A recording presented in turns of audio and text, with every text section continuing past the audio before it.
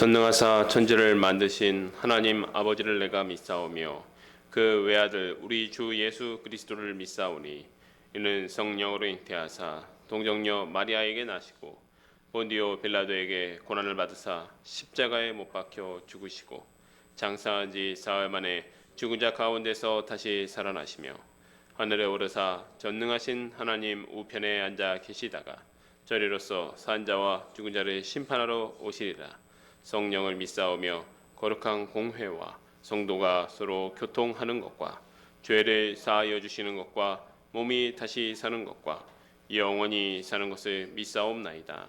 아멘. 찬송 96장 함께 부르시겠습니다.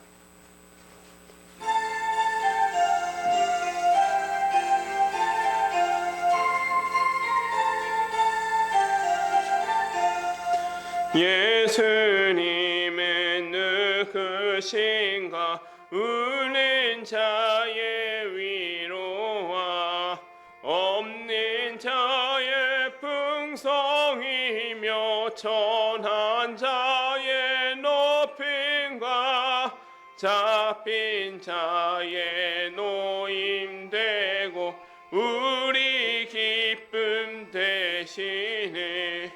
예수님은 누구신가? 약한 자의 강함과 눈먼 자의 빛이시며 병든 자의 고침과 죽은 자의 부활되고 우리 생명 되시네. 예수님은 누구신가? 추한 자의 정함과 죽을 자의 생명이며 죄인들의 중보와 멸망자의 구원되고 우리 평화 되시네. 예수님은 누구신가? 온 교회의 머리와 온 세상의 구주시며 모든 왕의 왕이요 심판하실 주님 되고 우리 영광 되시네. 아멘. 이 시간 제가 기도하도록 하겠습니다. 거룩하신 삼위 하나님, 오늘도 저희를 창조주 하나님을 예배하는 자리로 불러주심에 감사드립니다. 하나님의 진노를 받아 멸망받을 저희를 성자 예수 그리스도의 보혈의 피로 값주고 사신 은혜를 이 예배의 자리에서 누리게 되었습니다. 저희의 예배가 영과 진리로 드려지는 예배가 되게 하옵시며 오로지 삼위 하나님만 영광 받으시는 예배 되게 하옵소서. 주님, 이 세상은 주님의 은혜가 아니면 살아갈 수 없는 것이 분명하게 드러나고 있습니다. 세계 곳곳에서 전쟁이 벌어져 많은 사람들이 비참하게 죽어가고 있습니다. 강자는 약자를 억압하고 착취하며 전쟁의 소식에도 귀한 생명들이 쓰러져 가는 것보다 경제적인 이익과 손해에 더욱 민감합니다. 저희의 죄악을 용서하여 주옵소서. 힘과 경제의 논리로 모든 것이 해결되는 세상이 되는 것이 아니라 주님의 자비와 은총으로 다스려지는 세상임을 모든 영혼들이 깨닫게 하여 주시옵소서. 이 나라와 민족을 위하여 기도합니다. 나라 없는 민족, 전쟁의 폐허에서 하나님의 특별하신 섭리와 돌보심으로 이 나라가 반석 위에 서게 되었음을 고백합니다. 모든 것이 주님의 은혜이오니 이 민족이 더욱 주님의 진리를 사모하게 되기를 소원합니다. 또한 남의 도움이 아니면 생존할 수 없던 나라가 이웃을 도울 수 있는 나라가 되었으니 손에 힘이 있거든 돕기를 기뻐하는 나라가 되게 하여 주시옵소서. 이 일들을 위하여 위정자들을 붙들어 주셔서 그들이 하나님을 경외하며 공의와 정의를 이 나라에 바로 세우는 일에 앞장서게 하여 주시옵소서. 우리 국민들에게도 그러한 지도자를 선출할 수 있는 지혜를 주시고 경제적인 풍요보다 공의와 정의를 사모하는 국민들이 되기를 소원합니다. 이 땅의 교회들을 위하여 기도합니다. 주님께서 순교자들과 사도들의 터 위에 세우신 교회입니다. 주님의 몸된 교회가 목회자의 개인적 야망의 도구로 전락하지 않게 하옵소서. 또한 기독교가 부끄러운 종교라고 여겨지는 현실에 저희가 가슴을 찢으며 회개하고 돌이키게 하여 주시옵소서. 그리하여 다시 예수님이 머리 되신 교회, 복음의 능력을 회복하는 교회, 이웃을 섬기는 교회가 되기를 소망합니다. 샤론 교회를 위해 기도합니다. 주님께서 진리의 말씀을 바르고 빠르게 그리고 왜곡하지 않고 전하게 하기 위하여 세우신 교회인 줄로 믿습니다. 우둔하고 연약한 저희에게는 버거운 사명이오나 주님께서 명하신 일을 주님께서 행하실 줄로 믿습니다. 오직 저희는 성령의 인도하심에 순종하여 말씀을 더욱 사모하고 서로 사랑하며 기쁨으로 복음을 전하는 것으로 뒤따르게 하여 주시옵소서. 이 시간 말씀을 듣고자 합니다. 미련한 저희의 마음 가운데 성령께서 진리의 빛을 비추심으로 말씀을 깨닫게 하여 주옵소서. 이 시간 함께 살펴볼 시편의 노래와 찬송이 저희의 고백이 되게 하시며 무엇보다 예배당 밖을 나가는 순간 진짜 말씀의 삶을 살아가는 우리 샤론의 가족들이 되기를 소망합니다. 언제나 은혜와 자비로 함께 하시는 우리 주 예수 그리스도의 이름으로 기도합니다. 아멘.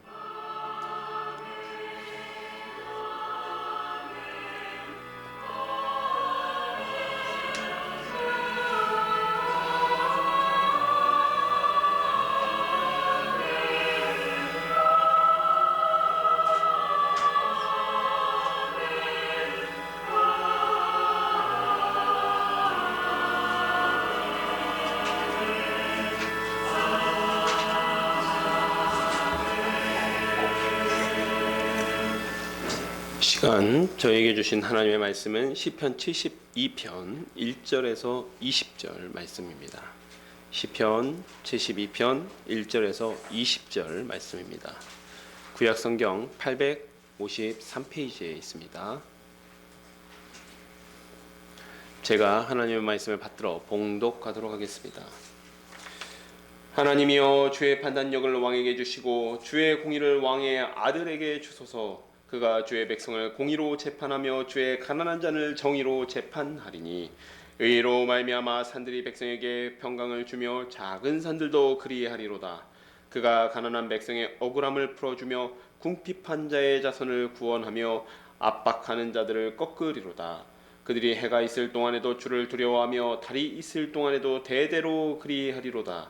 그는 뱀풀 위에 내리는 비같이 땅을 적시는 소낙비같이 내리리니 그의 날에 의인이 흥왕하여 평강의 풍성함이 달이 다할 때까지 이르리로다.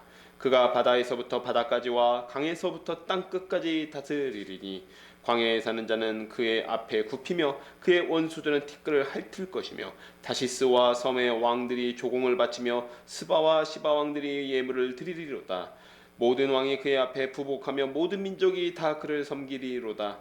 그는 궁핍한 자가 부르짖을 때에 건지며 도움이 없는 가난한 자도 건지며 그는 가난한 자와 궁핍한 자를 불쌍히 여기며 궁핍한 자의 생명을 구원하며 그들의 생명을 압박과 강포에서 구원하리니 그들의 피가 그의 눈앞에서 존귀히 여김을 받으리로다. 그들이 생존하여 스바의 금을 그에게 드리며 사람들이 그를 위하여 항상 기도하고 종일 찬송하리로다. 산 꼭대기의 땅에도 곡식이 풍성하고 그것의 열매가 레바논같이 흔들리며 성에 있는 자가 땅에 풀같이 왕성하리로다. 그의 이름이 영구하며 그의 이름이 해와 같이 장구하리로다. 사람들이 그로 말미암아 복을 받으리니 모든 민족이 다 그를 복되다 하리로다. 홀로 기이한 일들을 행하시는 여호와 하나님 곧 이스라엘의 하나님을 찬송하며 그 영화로운 이름을 영원히 찬송할지어다. 온 땅에 그의 영광이 충만할지어다. 아멘. 아멘. 이새의 아들 다윗의 기도가 끝나니라.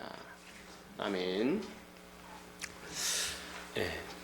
저희가 지난주에 시편 70편과 또 71편을 다루었습니다. 70편은 다윗의 시로 시편 40편 13절에서 17절과 동일한 내용의 시라고 했죠. 둘 다 다윗의 시인데 어느 것이 먼저 기록되어서 한 편이 다른 편을 참고했는지는 좀 파악하기가 어렵습니다. 본문의 내용만으로는 파악하기 어렵습니다. 다만 이 시에서 다윗은 원수에게 위협을 당하는 상황입니다. 그리고 아주 다급하게 하나님의 도우심을 바라고 있습니다. 그리고 자신을 대적하는 악인들이 수치를 당하고 하나님을 찾는 자들은 기뻐하게 해달라고 간구합니다. 마지막으로는 악인들의 위협 속에서 아주 가난하고 낮아진 마음을 고백하며 하나님께서 지체하지 않고 도와주실 것을 간구하고 있습니다. 또한 이 시의 부제는 기년식에 부르는 찬양 노래인데, 이런 다윗의 기도가 백성들의 공감을 얻어서 예배의 시, 예전의 시로 사용된 것으로 보입니다. 71편은 저자 불명의 시입니다. 시의 내용이나 단어들을 고려했을 때 다윗이 썼을 가능성이 상당히 있습니다. 시인은 아주 어린 시절부터 하나님과 깊은 교제를 누려왔다라고 고백합니다. 지금 그는 인생의 황혼기를 보내는 노년의 시절입니다. 시인의 평생에 자신의 숨을 바위이자 반석이자 요새로 보호하신 하나님께 노년에 당한 위협으로부터 끝까지 보호해 주실 것을 간청합니다. 그리고 그러한 구원의 하나님을 수군과 비파로, 즉 하나님을 향한 예배로 찬양하겠다고 고백하고 있습니다. 이렇게 71편은 시인의 어린 시절부터 항상 인도하시고 보호하신 하나님께 노년에 당한 환난 중에도 보호를 간구하는 시였습니다. 이 시간은 시편이 총 5권으로 이루어져 있어요. 150편까지 총 5권인데 30편씩은 아니고요. 이제 편집자들이 임의로 편집한 그 5권인데, 이 시편 72편은 시편 제2권 두 번째 볼륨이라고 하죠. 영어로는 볼륨이라고 하죠. 두 번째 볼륨의 마지막 시가 72편입니다. 그리고 3권의 첫 시 73편을 함께 보도록 하겠습니다. 이 시의 부제는 솔로몬의 시입니다. 그런데 여기에 대한 해석이 두 가지로 나뉘어요. 뭐냐면 이 히브리어 자체가 가지고 있는 특수성 때문에 히브리어 같은 경우에는 조금 해석의 여지들이 조금 있습니다. 그래서 이거는 솔로몬의 시, 솔로몬에게 속한 시로 해석할 수도 있고요. 솔로몬을 위한 시라고도 해석할 수 있습니다. 그런데 여기 보면 20절에 보면 이새의 아들 다윗의 기도가 끝나니라 라고 되어 있죠. 그래서 물론 이걸 솔로몬의 시로 보는 학자들도 있기는 합니다만은 이것을 다윗이 그의 아들 솔로몬의 대관식을 위해서, 다윗이 마지막에 자신의 왕위를 물려주면서 백성들에게 가르친 시로, 왕이 등극할 때 내 아들 솔로몬이 왕이 등극하면 이러한 내용으로 그를 위해서 왕의 시로, 왕의 노래로 그를 축복해 주십시오라고 이렇게 부탁한 시로 보인다라고 하는 것입니다. 다만 우리가 잘 알다시피 솔로몬의 통치가 그의 초반부 젊었은 시절에는 그런대로 괜찮았습니다. 썩 훌륭했다라고 볼 수도 있지만 후대에 가서는 타락하는 모습을 보여주지요. 그래서 사실 이 시에 가장 어울리는 왕이 누구인가, 이 왕의 시에 가장 어울리는 분은 누구인가 했을 때 모름지기 예수 그리스도시라고 할 수 있습니다. 그래서 72편은 역시 예수 그리스도에 대한 예언시로도 살펴볼 수 있습니다. 보통 우리가 예수 그리스도의 예언시는 시편에서 예수 그리스도의 고난에 대한 시들이 많이 있긴 합니다만은 시편 72편 같은 경우는 예수님의 그 다스리심, 왕이신 예수 그리스도의 그 영광을 찬미하는 시라고 이해할 수 있습니다. 처음에 1절에서 7절은 왕의 통치를 위해 백성들이 하나님께 간구하는 내용들로 이루어져 있습니다. 백성들이 처음으로 구하는 것은 하나님의, 여기 보면 주의 판단력을, 하나님의 판단력을 왕에게 주시옵소서라고 구합니다. 그래서 그 판단력을 통해서, 판단력과 의로 왕이 해야 되는 일은 백성을 공의로 재판하는 일입니다. 실제로 솔로몬이 왕위에 올랐을 때 하나님께 처음으로 지혜를 구했죠. 지혜를 구한 이유는 백성들을 잘 재판하기 위해서, 공의와 정의대로, 율법의 공의와 정의대로 잘 재판하기 위해서 지혜를 구했습니다. 여기서 재판을 한다는 의미는 공정하게 판결한다라는 의미도 있습니다. 물론 그것 1차적인 의미이지만 두 번째 의미가 있는데 무엇이냐면 억울함을 풀어준다는 의미가 있어요. 사실 성경의 공의와 정의는 소위 이제 요즘에 뭐 시대 정신이라고도 이야기하는 공정이라는 조금 다른 결이 있습니다. 공정이 물론 의미가 있지만 성경의 공의와 정의는 좀 약자의 억울함을 풀어주는 그런 의미가 상당 부분 포함되어 있습니다. 그래서 여기서는 하나님의 공의를 베풀어서 그 연약한 백성들, 그러니까 보통 그때 당시에 어떤 기득권이라든지 또는 지배층으로부터 다스림을 받는 그 백성들을 평안하게 해주시기를 간구하고 있는 것입니다. 4절의 내용은 2절의 내용을 좀 더 구체적으로 풀고 있는 것인데요. 그래서 5절에 그 결과 그들이 왕의 통치를 받는 백성들이 왕을 통해 하나님의 공의가 성취되는 모습을 보고 하나님의 공의와 정의가 성취되는 모습을 보고 하나님을 두려워하며 경외하게 된다라는 것이에요. 네. 성경에서 하나님을 두려워한다라고 했을 때 이건 반드시 나쁜 의미는 아니죠. 그러니까 하나님이 하나님이시라는 사실, 하나님의 통치가 이 땅 가운데 임한다라는 사실을 왕을 통해서 알게 된다라는 겁니다. 왕을 통해서. 그 6절은 솔로몬 왕의 공의로운 통치가 백성들에게 단비같이 될 것이라는 것입니다. 여러 번 말씀드리지만 이스라엘 땅에서 이러한 단비는 굉장히 생존과 직결되는 그런 의미죠. 이스라엘 땅에는 특히 농사지을 때 비가 이른 비와 늦은 비, 농사 짓기 파종하기 전에 내리는 비, 그 다음에 수확 전에 내리는 비가 오냐 안 오냐에 따라서 그 1년 농사가 결정되기 때문에 이러한 단비가 그의 통치가 단비와 같이 내린다라는 것은 그의 통치 기간 동안에 그만큼 이제 훌륭한 통치가 되길 바란다는 의미죠. 그래서 왕의 통치 기간 동안 의인은 흥왕하고 의인은 번성하고 평강이 지난주에도 말씀드렸지만 그 샬롬이죠. 샬롬이 풍성하게 될 것이라고 왕을 축복하고 있습니다. 8절에서 11절을 보면요, 왕의 통치 영역이 넓어져요.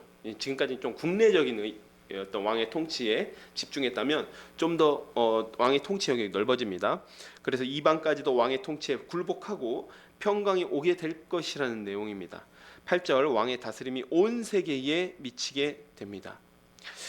이 시를 솔로몬의 통치로만 한정 짓는다면 이스라엘 영향권이 미치는 영역이라고 보아야 할 것이에요. 그래서 바다에서 바다까지 이게 어디냐? 그러면 홍해에서 지중해, 이스라엘 통치 영역인 그 정도고, 그리고 강에서부터 땅끝, 이 강은 이제 유프라테스 강을 의미하는 것으로 보입니다. 그래서 유프라테스 강 하면 딱 그 이스라엘의 최전성기 영역, 솔로몬이 다스렸던 영역이 나옵니다.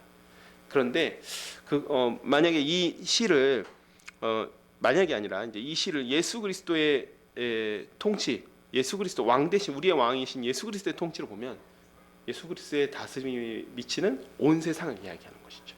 온 세상입니다. 자, 9절은 특별히 이스라엘의 대적들을 의미하는데 광야에 사는 대적들과 원수들이 왕의 통치에 철저하게 굴복하게 됩니다. 또 10절 다시스와 스바에서 솔로몬에게 예물을 바치게 됩니다. 왕의 통치에 굴복해서 왕의 통치에 조공을 바치게 되는 것이죠. 실제 솔로몬의 통치기에 스바 여왕이 와서 예물을 바쳤었죠. 그리고 솔로몬이 다시스와도 교역을 통해서 많은 이득을 거두었습니다. 그 결과 모든 왕이 그의 통치에 부복하게 됩니다.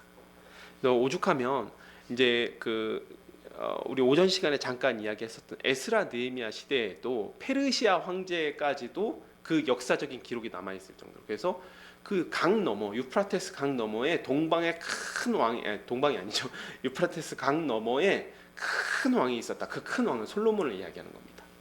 그런 기록이 페르시아 제국에도 남아 있을 정도로 솔로몬의 통치기에는 솔로몬의 영향력이라는 것이 이스라엘 지경을 넘어서서 그만큼 엄청나게 넓어져 있었습니다. 12절에서 14절은 다시 왕을 위해서 간구하는 내용들로 돌아갑니다. 그런데 모든 내용을 보면 서두에 하나님의 판단력과 공의로 실행하기를 바랐던 내용으로 다시 구하고 있어요. 하나님과 이스라엘 백성들이 이스라엘 왕에게 구하는 것은, 그래서 잘 보면 북극 강병보다, 사실은 솔로몬이 집중했던 부분은 좀 북극 강병에 가깝습니다. 솔로몬이 이스라엘 최전성기를 이끌었던 왕이었지만 그 기준은 판단 기준은 어떤 영적인 의미, 도덕적인 의미, 신앙적인 의미라기보다는 말 그대로 정치적인 것, 경제적인 것 이 부분에 더 가까워요. 그 부분에서 최전성기를 이끄는 왕이었어요.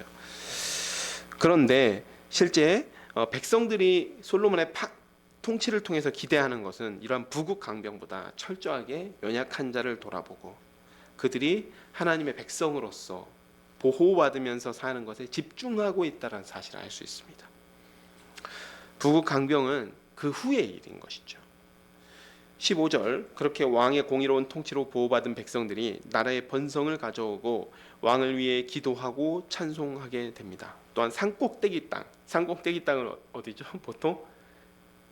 보통 산꼭대기에 있는 땅이 있어봤자 뭐 밭이나 그게 막 넓지 않죠. 그러니까 소출을 기대하기 어려운 땅, 그러한 땅에도 풍성한 수확을 거두게 될 것이다. 그런 의미를 가지고 있습니다. 그래서 곡식과 열매가 풍성하게 된다. 왕의 통치로 인해서. 그리고 왕의 통치로 인해서 그 이름이 영구하게 보존하게 됩니다. 17절 마지막 단락을 보면 왕의 통치로 인해 통치를 받는 사람도 복을 받고 온 세상이 복을 받는 하나님께서 아브라함에게 하신 언약이었습니다. 너는 복의 통로라. 너를 통해서 너를 축복하는 자는 모든 사람이 다 복을 받게 될 것이다. 즉 이러한 아브라함의 언약이 왕의 통치를 통해서 실현하게 해달라라는 것을 노래하고 있습니다. 마지막 18절에서 20절은 이 시와 함께 시편 2권, 그러니까 시편 42편에서 72편까지의 전체를 마무리하는 내용이에요. 사실 이 부분은 좀 다윗이 쓴 것 같지는 않고요. 후대에 이제 편집자들이 나중에 교정을 하면서 편집본으로 좀 한 것으로 보입니다. 그래서 홀로 기이한 일을 행하시는 이스라엘의 하나님을 찬송하는 것으로 마무리하고 있습니다.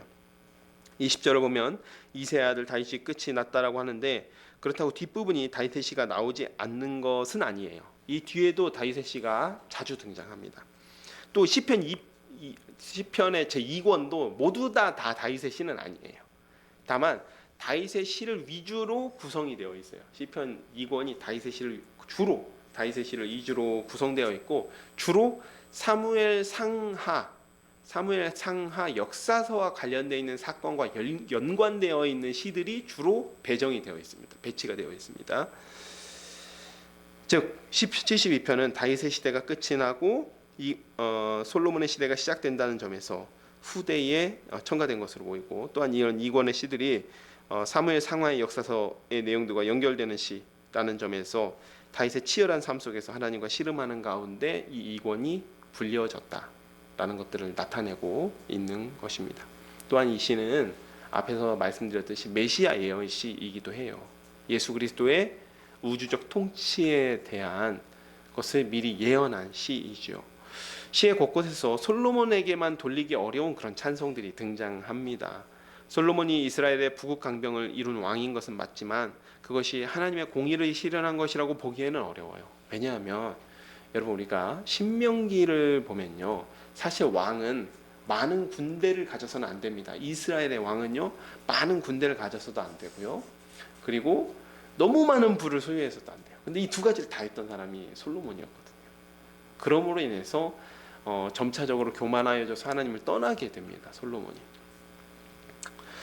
또한 가난하고 궁핍한 자, 약자에 대한 관심과 사랑은 항상 우리가 얘기하지만 예수님을 의미하는 것입니다. 상한 가을 때를 꺾지 않으시고 꺼져가는 초를 끄지 아니하시는 분, 그분이 바로 예수님이시죠. 늘 연약한 자에게 그 눈길이 닿아 계시는 분.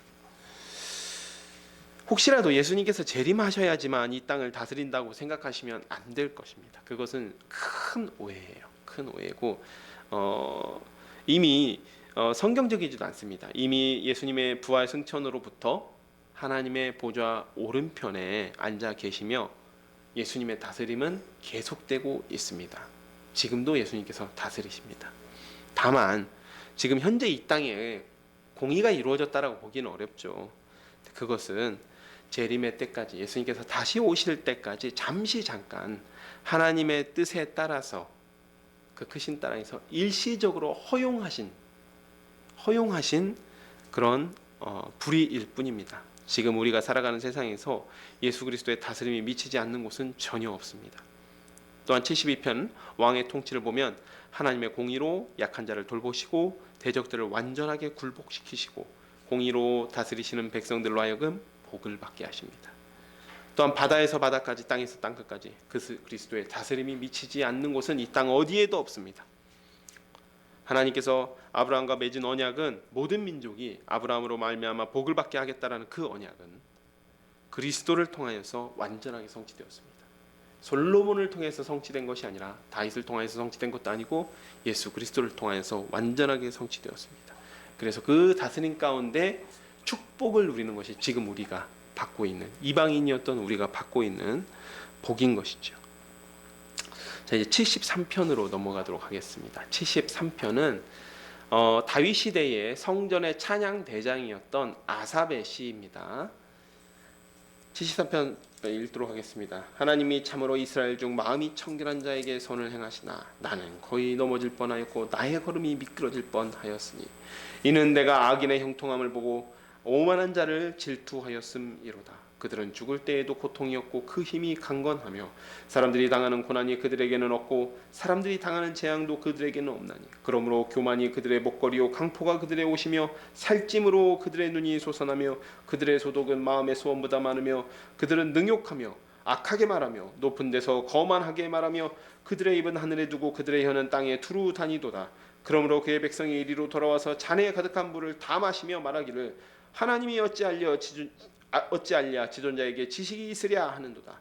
볼지어다 이들은 악인들이라도 항상 평안하고 재물은 더욱 불어나도다.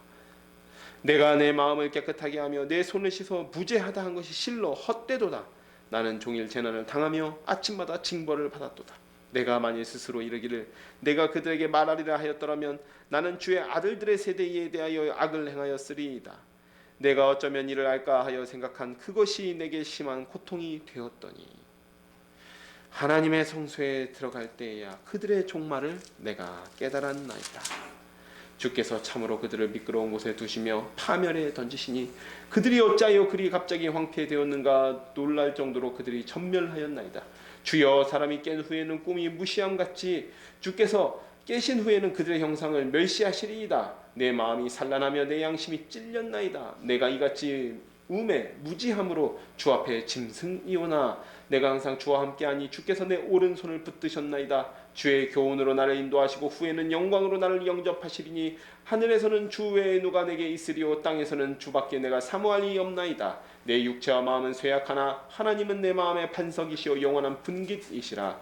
무릇 주를 멀리하는 자는 망하리니 음녀같이 주를 떠난 자를 주께서 다 멸하셨나이다. 하나님께 가까이함이 내게 복이라. 내가 주 여호와를 나의 피난처로 삼아 주의 모든 행적을 전파하리이다. 아멘. 이 시는 시편 3권의 문을 여는 시입니다. 시의 저자는 아삽이고요. 지혜 시의 성격을 가지고 있습니다. 이 권에서 왕권이 다윗에게 솔로몬으로 이어지면서 그의 치세, 그의 통치를 좀 찬미하고 축복하는 내용들로 이루어져 있다면 3권은 좀 무거운 주제로 이야기가 시작이 돼요. 바로 욥기에서도 다루었던 주제이기도 한데요. 우리도 사실은 이러한 어떤 딜레마라고 할까요? 이런 게 우리 인생 가운데도 끊이지 않습니다. 왜 악인은 형통하고 의인들은 이렇게 인생 가운데 고통을 받아야 되는가? 이 문제에 대해서 이 다윗 시대의 성전의 찬양 대장이었던 아삽이 지금 자기가 깨달은 것들을 이렇게 풀어놓고 있는 내용들입니다. 1절을 보면 하나님은 마음이 정결한 자에게 선을 행하시는 분입니다. 하나님은 마음이 정결한 자, 하나님을 찬양하고 하나님을 찬미하고 하나님의 뜻대로 살려는 자를 복주시고 또 그들에게 선을 행하시는 분이세요. 그런데 바로 이 이유 때문에 아삽이 시험에 들었어요. 그것이 무엇이냐면 분명히 하나님을 아삽은 그렇게 믿고 있었는데 3절 악인의 형통함을 보고 실족할 뻔했다라고 이야기하고 있습니다. 그리고 그들의 성공을 그들의 형통을 질투했다라고 이야기하고 있어요. 이래서 3절이 73편의 도입부에 해당되는데 지금 아삽이 느끼고 있는 공의로우신 하나님의 다스림에 생기는 불이라는 문제가 시작되었다는 것이죠. 4절에서 12절의 통째로 이 땅에서 악인들의 행태와 그럼에도 불구하고 침묵하시는 것 같은 하나님. 그들이 잘 먹고 잘 살고 심지어 평안하게 죽어가는, 평안하게 죽는 바로 그 고뇌가 담겨 있습니다. 아마도 아삽을 비롯해서 하나님을 신뢰하는 사람들을 가장 괴롭게 하는 문제가 어쩌면 4절일 수도 있다라고 생각합니다. 무엇이냐면 악인들이 그래 잘 먹고 잘 사는 거 그럴 수 있다. 악하니까 또 약사 빠르니까 이 시대에 또는 권력에 또는 돈에 잘 영합하니까 부합하니까 그래 그들이 잘 먹고 잘 살 수 있겠다. 근데 그런 그들이 평안하게까지 죽어요. 아무런 세상의 심판도 받지 않고 아무런 손가락질도 맞지 않고 모든 부귀영화 다 누리다가 평안히 죽습니다. 이런 부리가 어디 있냐는 거예요. 이런 부리가 어디 있냐. 여기 좀 재미있는 표현들이 나오는데 7절에 보면 7절에 살찜으로 그들의 눈이 솟아난다. 이 표현 어떤 표현이냐면 좀 재미있는 표현인데 살이 찌다 못해 악인들이 잘 먹고 잘 살다 보니까 또 고대 시대에는 사람들이 다 못 먹지 않습니까? 그런데 잘 먹고 잘 살다 보니까 살이 쪄서 이 눈두덩이까지 살이 쪘다는 거예요. 눈두덩이에도 살이 쪄서 눈이 두덩이에 살이 쪄서 이렇게 눈두덩이가 이렇게 두툼하게 올라온 표현을 지금 이렇게 7절에 살찜으로 그들의 눈이 솟아났다라고 이야기하고 있어요. 그러니까 아삽이 봤을 때는 오히려 공의롭고 정의로운 사람들, 하나님을 경외하는 사람들은 끼니 걱정을 해야 될 때가 많은 거예요. 세월에 영합하지 아니 시대에 영합하지 않고 또 권력에 영합하지 않아서. 근데 이 사람들은 막 눈두덩이에 살이 찔 때까지도 그렇게 잘 먹고 잘 사니까 그게 참 힘들었던 것 같습니다. 그들은 기대했던 것보다도 더 많은 소득을 거둡니다. 또 9절에 그들의 입은 하늘에 두고 그러니까 교만하게 말을 하고 혀는 땅에 두루 다닙니다. 즉 땅에 두루 악한 말을 하고 다닌다라는 것이죠. 10절 악인의 번성함을 보고 사람들이 악인에게서 돌아서는 겁니다. 악인에게서 돌아서는 게 아니라 악인들을 쫓아간다는 거예요. 악인들의 행태를 쫓아간다는 거예요. 악인들이 잘 먹고 잘 사니까 사람들이 두고 보다가 저렇게 해야 잘 먹고 잘 사는 거구나 하고 다 악인들을 쫓아간다는 겁니다. 그래서 잔에 가득한 악을 마신다. 악인과 똑같이 악을 행하고 있다라는 것이죠. 그러면서 11절 하나님보다도 자신들이 더 지혜롭다라고 떠들고 있습니다. 13에서 16절 그런 악인들의 형통함을 보고 경험한 아삽의 고뇌를 고백하고 있습니다. 악인들의 형통함을 보고 자괴감이 드는 것이죠. 나는 무엇을 위해서 정직하게 살고자 이렇게 노력했나? 나는 무엇을 위해서 하나님을 경외하면서 살고자 했나? 악하게 살지 않기 때문에 오히려 이 땅에서 고난을 당하고 있는 것이죠. 15절 만약 시인조차 현실적인 어려움에 못 이겨서 악에 동참하였더라면 하나님의 자녀들에게 악을 행하였을 것이라고 말하고 있습니다. 하나님의 자녀들, 하나님의 백성들에게 나도 만약에 그 유혹에 넘어갔다면 악을 행하였을 것 같습니다 라고 이야기하는 것이죠. 이러한 이렇게 하나님 앞에서 정직하게 살고자 하는 사람들의 말 못할 교뇌가 심한 고통이 되었습니다. 여기서 끝나는 것은 아니고요. 17절에서 이 시가 딱 반전이 됩니다.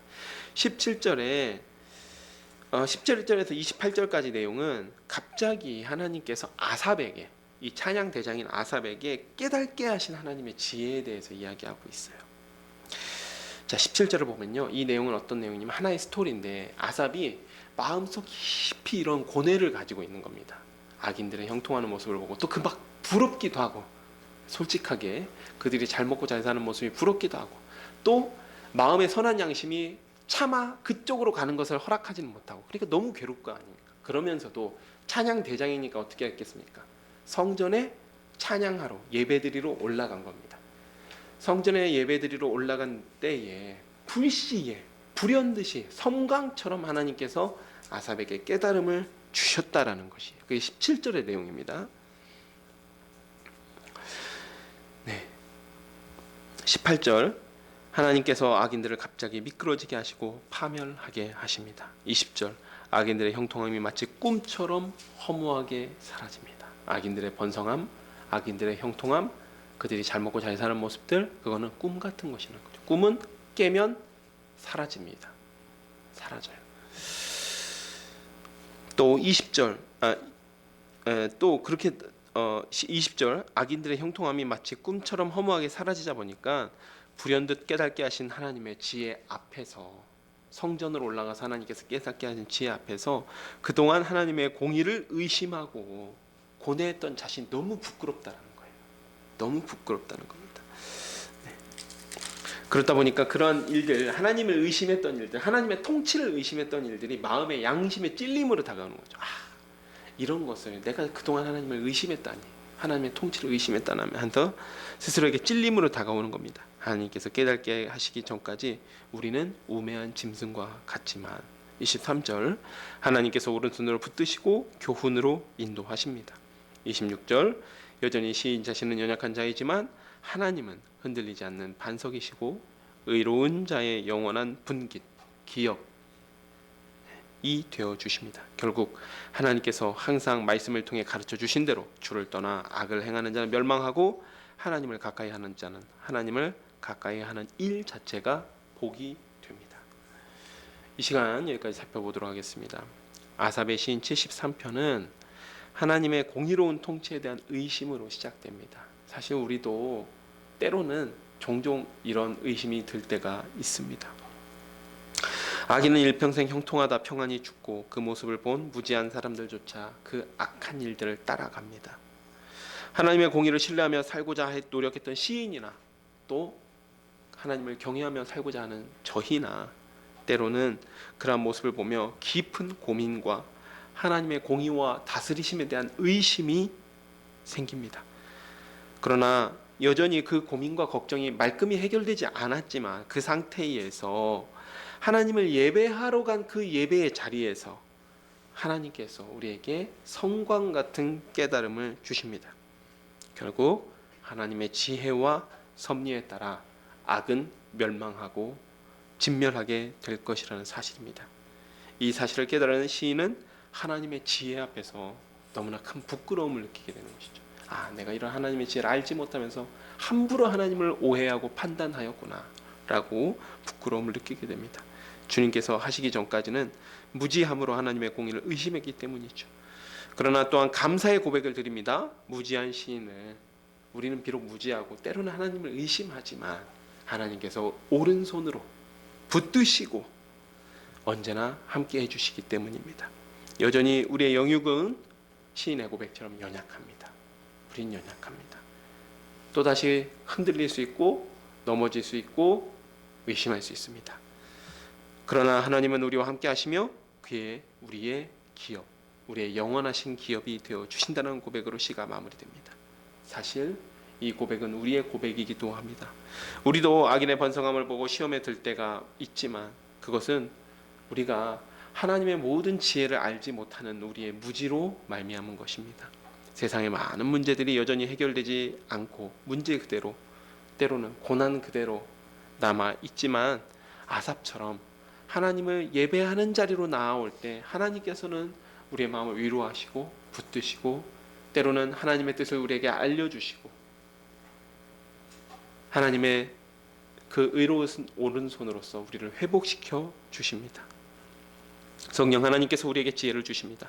하나님의 공의로운 통치는 영원하며 우리를 절대 떠나시지 않는다는 지혜는 우리로 하여금 부끄러워 하나님의 통치에 무릎을 꿇을 수밖에 없게 만들고 또한 우리와 함께 하시는 하나님 임마누엘의 하나님 그 하나님을 찬양하게 됩니다. 사랑하는 여러분, 시편 72편에서 우리의 영원하신 왕이신 예수 그리스도에 대해서 노래했습니다. 그리고 73편은 그럼에도 불구하고 그의 통치에도 불구하고 이 땅 가운데 생기는 여러 가지 부조리와 또 불의에 대한 우리의 고뇌를 노래하고 있습니다. 하나님 앞에서 풀리지 않는 문제를 가지고 씨름하시는 것은 좋으나 시편 72편과 73편이 말씀하는 바대로 예배의 자리를 떠나지 마십시오. 하나님을 예배하는 자리를 떠나지 마십시오. 문제가 해결되지 않고 때로는 예배에 나올 때마다 가슴 한켠에 바위를 올려놓은 것 같은 그런 묵직함이 있을지라도 하나님 앞에 나아가면 우리의 왕이신 그리스도의 통치가 지금 이 시간 여전히 우리와 함께함을 임마누엘의 하나님이심을 깨닫게 합니다. 이것이 이 시간 하나님의 백성으로 왕 되신 그리스도의 다스림을 받는 우리에게 주시는 하나님의 말씀입니다. 우리 모든 샤론의 가족들이 이처럼 그리스도의 다스림 가운데 살아가며 그의 통치를 신뢰함으로 매 순간 인도함 받는 샤론의 가족들이 되시기를 축복합니다. 제가 기도하고 말씀 맺도록 하겠습니다. 하나님 아버지 참으로 감사드립니다. 오늘 또 시편 72편과 73편을 살펴보았습니다. 72편은 영원하신 왕이신 우리의 영원하신 왕이신 예수 그리스도를 찬양하는 내용이었고 73편은 그러나 하나님의 공의로운 통치에도 불구하고 여전히 이 땅에 번성하는 악인들과 또 관영하는 왕에 대한 의인들의 고뇌와 근심이었습니다. 주님, 실제로 우리들의 찬양이 이러한 것 같습니다. 하나님의 통치가 감사하면서도 여전히 풀리지 않는 문제들이 우리 마음 가운데 가득합니다. 때로는 그것들이 우리 마음을 무겁게 하지만 그럼에도 불구하고 시인 아삽처럼 하나님을 예배하는 자리 떠나지 않게 하여 주옵소서.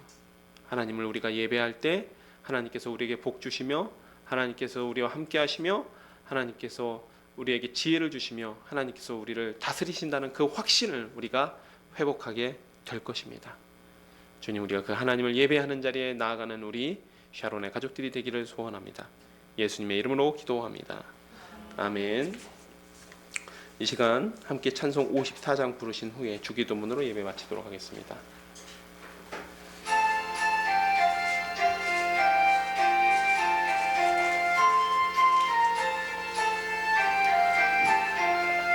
주여 복을 구하오니 편히 가게 하시고 사람마다 죄인해로 이기도록 하시고 광야 같은 세상에서 항상 인도하소서.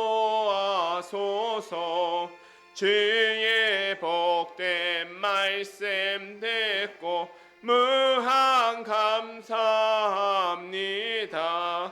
구원받은 주의 성도 열매 맺게 하시며 하나님이 우리 함께 항상 계시옵소서.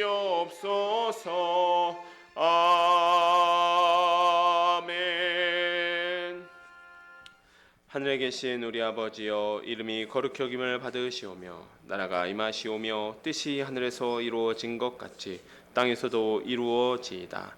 오늘 우리에게 일용할 양식을 주시옵고 우리가 우리에게 죄 지은 자를 사하여 준 것 같이 우리의 죄를 사하여 주시옵고 우리를 시험에 들게 하지 마시옵고 다만 악에서 구하시옵소서. 나라와 권세와 영광이 아버지께 영원히 있사옵나이다. 아멘.